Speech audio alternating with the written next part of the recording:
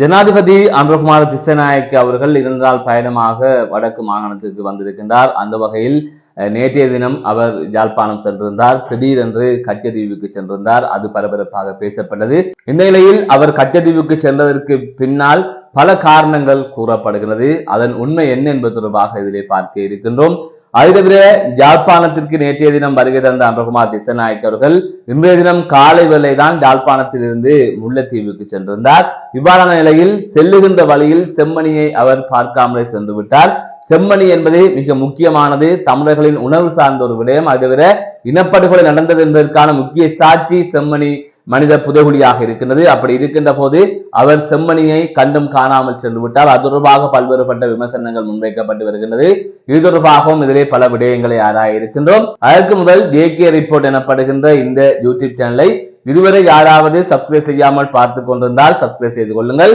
தொடர்ந்து அருகில் இருக்கின்ற பெல் பட்டினை கிளிக் செய்வதன் ஊடாக நான் போடுகின்ற ஒவ்வொரு காணொளிகளையும் நீங்கள் உடனுக்குடன் பார்க்கக்கூடிய வகையில் இருக்கும். நான் நடராசா ஜெயகாந்தன். தற்பொழுது செய்திகளுக்குள்ளே செல்லலாம்.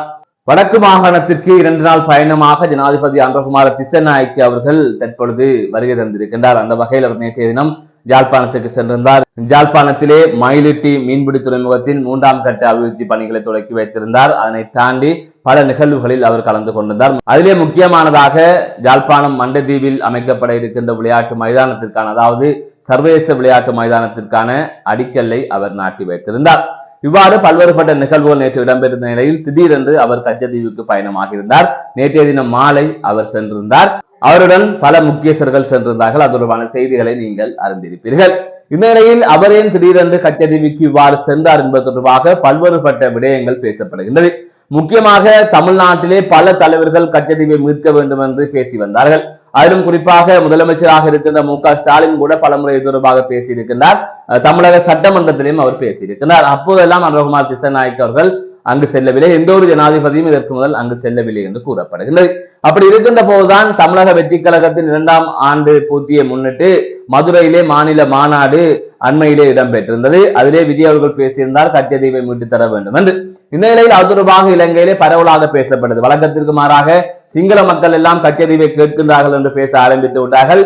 அனுரகுமார் திசாநாயக்க அவர்கள் கச்சதீவை விட்டுக் கொடுக்கின்றார் என்கின்ற வகையில் எல்லாம் பல்வேறுபட்ட விடயங்களை அவர்கள் பேசியிருந்தார்கள். அனுரகுமார் திசாநாயக்க அவர்கள் வளங்களை வெளிநாடுகளுக்கு விற்கின்றார், அதாவது கச்சதீவை கூட திரும்ப கொடுக்கின்றார் என்பது போன்ற பல்வேறுபட்ட விமர்சனங்கள் முன்வைக்கப்பட்டது. தேர்தல்கள் உள்ளிட்ட பலரும் முன்வைத்திருந்தார்கள். இவ்வாறு ஒரு சர்ச்சை நிலவியது. இந்த நிலையில் தான் திடீரென்று அனுரகுமார் திசாநாயக்க அவர்கள் கச்சதீவுக்கு சென்றிருக்கிறார். அதனை வைத்து பலரும் பல்வேறுபட்ட கருத்துக்களை கூற ஆரம்பித்து விட்டார்கள். முக்கியமாக அரசியல் ஆய்வாளர்கள் என்று சொல்லுவவர்கள் பல்வேறுபட்ட கருத்துக்களை கூறினார்கள். அதில் முக்கியமாக அவர்கள் கூறினார்கள், அமெரிக்காவிற்கும் இந்தியாவுக்கும் இடையிலே பிளவு ஒன்று ஏற்பட்டிருக்கின்றது. இந்தியாவுக்கு ஒரு செய்தியை சொல்வதற்காக இந்தியாவுடன் இலங்கை அரசாங்கத்துக்கு முரண்பாடு இருக்கின்றது. அதற்காகத்தான் அவர் கச்சதீவுக்கு சென்றார் என்று அவர் தரப்பிலிருந்து கூறப்பட்டது. அதாவது அந்த அரசியல் ஆய்வாளர்கள் என்று சொல்லப்படுகின்றவர்கள் தரப்பிலிருந்தே குறிப்பிடப்பட்டது. எனவே இந்தியா எப்போதுமே அனுரகுமார் திசாநாயக்கவை விரும்பியதில்லை, அந்த ஜேபி கட்சியை விரும்பியதில்லை, அல்லது அந்த கூட்டணியால் தேசிய மக்கள் சக்தியை விரும்பியதில்லை. ஜனாதிபதியாக அனுரகுமார் திசாநாயக்க அவர்கள் வரக்கூடாது என்பதில் இந்தியா தெளிவாக இருந்தது. ஆனால் அதனை மீறிதெல்லாம் நடந்து விட்டது. இந்தியாவும் அவர்களை சமாளிப்பது போல் நடந்து கொண்டிருக்கிறது. ஆனால் இந்த ஆட்சி மீது இந்தியாவுக்கு முழுமையான நம்பிக்கையும் இல்லை. இந்த ஆட்சியை இந்தியா மனப்பூர்வமாக ஏற்றுக்கொள்ளவில்லை என்பது உண்மை. அதனை தாண்டி இந்தியாவை யார்தான் ஏமாற்றவில்லை, எந்த ஜனாதிபதி வந்தாலும் இந்தியாவை ஏமாற்றிக் கொண்டுதான் இருக்கின்றார்கள் என்பதும் இங்கு மாற்று கருத்து இல்லை. அது தொடர்ந்து நடந்து கொண்டிருக்கின்ற விடயம்தான். அதனை தாண்டி ஒரு முக்கியமான விடயம், தென்னிலங்கையிலே தொடர்பாக அதிக அளவில் பேசப்பட்டு விட்டது. அதாவது இவ்வாறு இவர் மீண்டும் கொடுக்க போகின்றார் என்கின்ற கருத்துக்கள் வந்து கொண்டிருக்கின்ற போது முக்கியமாக தென்னிலங்கை மக்களை சமாதானப்படுத்துவதற்காக அல்லது தென்னிலங்கை மக்களுக்கு ஒரு செய்தியை சொல்வதற்காகத்தான் அவர் கச்சதீவுக்கு சென்றிருந்தார்.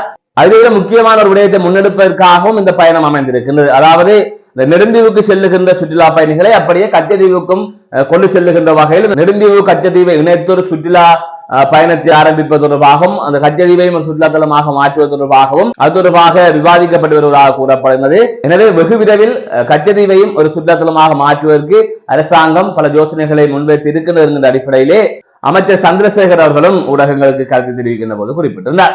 இது ஒரு புறம் நடந்து முடிந்து விட்டது. மற்றொரு பக்கம் இன்றைய தினம் காலை அனுரகுமார் திசாநாயக்க அவர்கள் முல்லைத்தீவுக்கு சென்றிருந்தார். யாழ்ப்பாணத்திலிருந்து முல்லைத்தீவுக்கு சென்றிருந்தார். வாகனத்தில் தான் சென்றிருந்தார். அந்த பிரதான வீதியால் தான் பயணித்திருந்தார். செம்மணியை கடந்துதான் பயணித்திருந்தார். அப்படி இருக்கின்ற போது அவர் நேற்று வந்தவர் செம்மணிக்கு செல்லவில்லை. திடீரென்று கச்சதீவுக்கு சென்றவர், ஆனால் செம்மணியில் இருக்கின்ற அந்த மனித புதைகுழியை பார்ப்பதற்கு அவர் செல்லவில்லை என்கின்ற ஒரு விடயம் பரவலாக பேசப்படுகின்றது. அவர் நினைத்திருந்தால் நீதிமன்ற அனுமதியை பெற்று உடனடியாக அங்கு சென்றிருக்கலாம். அதற்கான நேரங்களும் இருந்தது என்கின்ற வகையிலே குற்றச்சாட்டுகள் முன்வைக்கப்படுகின்றது. அதே அவர் கூறுகின்றார், செம்மணி விவகாரத்தில் நடவடிக்கை எடுக்கப்படும், எந்தவித பாரபட்சமும் இல்லாமல் விசாரணைகள் முன்னெடுக்கப்படும் என்று அவர் கூறியிருக்கின்றார். ஆனால் இது தொடர்பாக ஊடகவியலாளர்களையும் சிலர் குற்றம் சாட்டுகின்றார்கள். தென்னிலங்கையிலே ஒரு கார்ட்டூன் ஒன்று வெளியிடப்பட்டிருந்தார். அந்த கார்ட்டூன் படத்திலே குறிப்பிடப்பட்டிருந்த விடயம் என்னவென்று சொன்னால், செம்மணியை கண்டுகொள்ளாமல் செல்லுகின்ற அனுரகுமார திசாநாயக்க அவர்கள் விளையாட்டு மைதானத்துக்கு அடிக்கல் நாட்டுகின்றார் அல்லது ஏனைய அபிவிருத்தியை முன்னெடுக்கின்றார் என்பது போல அந்த இது அமைந்திருந்தது. அதாவது செம்மணியை கண்டும் காணாமலும் செல்லுகின்றார் அனுரகுமார திசாநாயக்க என்பதுதான் அந்த கருத்தோவியத்தின் முக்கியமான கருவாக இருந்தது. ஆகவே சிங்கள மக்கள் அல்லது சிங்கள ஊடகங்கள் இவ்வாறு பேசிக் கொண்டிருக்கின்ற போது இங்கிருக்கின்ற தமிழ் ஊடகவியலாளர்கள் தமிழ் மொழிக்கு முக்கியத்துவம் கொடுத்து விட்டது என்று பாராட்டி வருகின்றார்கள் என்ற விமர்சனம் முன்வைக்கப்பட்டது. இதிலே ஒரு உண்மையை கூற வேண்டும் என்னவென்று சொன்னால், இந்த அரசு உள்ளிட்ட எந்த சிங்கள அரசையும் ஆட்சியாளர்களையும் நாங்கள் நம்பவில்லை. இந்த செம்மணி என்பது மிக முக்கியமானது. இதிலே இனப்படுகொலை நடந்தது என்பதற்கான ஆதாரம் இருக்கின்றது என்று சமூக ஆர்வலர்கள், அதை தவிர தமிழ் தேசிய கட்சியை சேர்ந்தவர்கள் தொடர்ந்து குரல் கொடுத்து வருகின்றார்கள். அதை தவிர முக்கியமாக சர்வதேச விசாரணை வேண்டும், சர்வதேச நிபுணர்களின் கண்காணிப்பில் அவர்கள் தலையீட்டில் தான் இந்த எண்புக்கூடுகள் எல்லாம் அகற்றப்பட வேண்டும் என்கின்ற பல கருத்தை கூறி வருகின்றார்கள். அதுதான் எங்களுக்கு வலு சேர்க்கும் முகமாக அமையும். அதனை தாண்டி இலங்கை எடுக்கின்ற எந்த நடவடிக்கையும் நாங்கள் ஏற்றுக்கொள்ளவில்லை, எந்த ஒரு நீதி பொறிமுறையும் நாங்கள் ஏற்றுக்கொள்ளவில்லை என்பது தமிழ் மக்களின் கருத்தாக இருக்கின்றது. எனவே அனுர உள்ளிட்ட எந்த ஆட்சியாளர்களும் தமிழ் மக்கள் நம்பவில்லை. அப்படி இருக்கின்ற போது அனுர போனாலும் சரி போகாவிட்டாலும் சரி அதெல்லாம் இரண்டாம் கட்ட பிரச்சனை. ஆனால் இதுல எழுகின்ற இன்னொரு கேள்வி என்னவென்று சொன்னால், அனுரகுமார திசாநாயக்க சொல்லுகின்றார், நான் பாரபட்சம் இல்லாமல் இந்த விசாரணைகளை முன்னெடுப்பேன் என்று கூறுகின்றார். எனவே செம்மணி என்பது மிக முக்கியமானது, தமிழ் மக்களின் உணர்வை நான் மதிக்கின்றேன் என்று அவர் குறிப்பிட்டார். அப்படி இருக்கின்ற போது அவர் அங்கு போயிருக்க வேண்டும். பல இடங்களுக்கு சென்றிருந்தார், ஆனால் அங்கு சென்றிருக்க வேண்டும். அதனை அவர் தவித்து விட்டு செல்லுகின்றார் என்பது அவர் சொன்ன கூற்றுக்கு அது வலு சேர்க்காத வகையில் அமைகின்றது என்பதுதான் இங்கு சுட்டிக்காட்ட வேண்டிய விடயம். அதனை தாண்டி அனுரகுமார திசாநாயக்க அவர்கள் இதற்கு தீர்வு தருவார்கள் நாங்கள் நம்பவில்லை. அனுரகுமார திசாநாயக்க அவர்கள் செய்கின்ற சில விடயங்களை அவ்வப்போது பாராட்டுகின்றோம். அதுக்காக அவரை ஜனாதிபதியாக நாங்கள் முழுமையாக ஏற்றுக்கொள்கின்றோமா அல்லது அவரால் சொன்ன ஜனாதிபதியாகி தமிழ் சிங்கள மக்களுக்கு பிரச்சனை இல்லையா, தமிழ் மக்களுக்கு அனைத்தும் கிடைத்து விட்டதா என்கின்ற கேள்விக்கு பதில் அதுவில்லை. ஆனால் நாங்கள் சில விடயங்களுக்கு பாராட்டுகின்றோம். காரணம் என்னவென்று சொன்னால், கடந்த ஆட்சியாளர்களை விட, கோட்டபய ராஜபக்சவை விட, ரணில் விக்ரமசிங்கவை விட, மஹிந்த ராஜபக்சவை விட, சந்திரிகாவை விட இவர் கொஞ்சம் பரவாயில்லை என்பதுதான் இதிலே இருக்கின்ற ஒரு விடயமாக இருக்கின்றது. பேயை விட பிசாசு பரவாயில்லை என்கின்ற ஒரு கூட்டத்தான் இதிலே தமிழ் மக்கள் வலியுறுத்தி வருகின்றார்கள். அதை தாண்டி தமிழ் மக்கள் எந்தவித பிரச்சனையும் தீர்க்கப்படவில்லை. அனுரகுமார திசாநாயக்க அவர்கள் வாயால் பல விடயங்களை கூறிக்கொள்வார், ஆனால் எதையுமே அவர் செயற்பாட்டுக்கு கொண்டு வரவில்லை. தமிழ் மக்களுக்கு எந்த ஒரு முன்னேற்றமும் இங்கு இல்லை என்பதை இதிலே வெளிப்படையாக சொல்லலாம். ஆகவே நாங்கள் வலியுறுத்துகின்ற விடயங்கள் அல்லது இதற்காக பல போராட்டங்கள் முன்னெடுக்கப்பட்டது, அந்த விடயங்கள் எல்லாம் 100க்கு 2% தான் நிறைவேற்றப்பட்டிருக்கிறதே தவிர முழுமையாகவோ அல்லது பெரும்பான்மையாகவோ அல்லது ஒரு குறிப்பிட்ட அளவோ இந்த அரசாங்கம் எதையுமே தமிழ் மக்களுக்காக செய்துவிடவில்லை என்கின்ற ஒரு விடயத்தையும் இதிலே சுட்டிக்காட்ட வேண்டிய கடமை இருக்கின்றது. எந்த ஆட்சியாளர்கள் வந்தாலும் அதனை செய்ய மாட்டார்கள் என்பதையும் இதிலே தெளிவாக கூறிக்கொள்ளலாம். இதனைத் தொடர்ந்துதான் அவர் முல்லைத்தீவுக்கு சென்றிருக்கின்றார். அந்த வகையில் தான் முல்லைத்தீவிலே தெங்கு முக்கோண பணிகளை ஆரம்பித்து வைத்தார். அதன் தொடர்ச்சியாக வட்டுவால் பாலம் அமைப்பதற்கான பணியையும் அவர் தொடக்கி வைக்க இருப்பதாக கூறப்படுகின்றது. இந்த செய்தி வெளியாகின்ற சந்தர்ப்பத்தில் இந்த 2 நிகழ்வுகளும் முடிவடைந்திருக்கும். அதாவது ஒரு நிகழ்வு இந்த செய்தியை சொல்லிக் கொண்டிருக்கிற சந்தர்ப்பத்திலே நிறைவடைந்து விட்டது. அதாவது தெங்கு முக்கோண பணிகளை அவர் ஆரம்பித்து வைத்திருந்தார். அதன் தொடர்ச்சியாக அவர் உரையாற்றுகின்ற போது தென்னிலங்கை தலைவர்கள் இந்த இனவாதத்தை தூக்கி கொண்டு வருகின்றார்கள், தற்பொழுது இனவாத பேச்சுகள் இருக்கின்றது, அதுக்கெல்லாம் நாங்கள் இடமளிக்க மாட்டோம், இனவாதத்தை முடிவுக்கு கொண்டு வரும், இங்கு இருக்கிற இனங்களுக்கு இடையிலான பிரச்சனைகள் தீர்க்கப்படும் என்பது போல அவர் அங்கு பேசியிருந்தார்.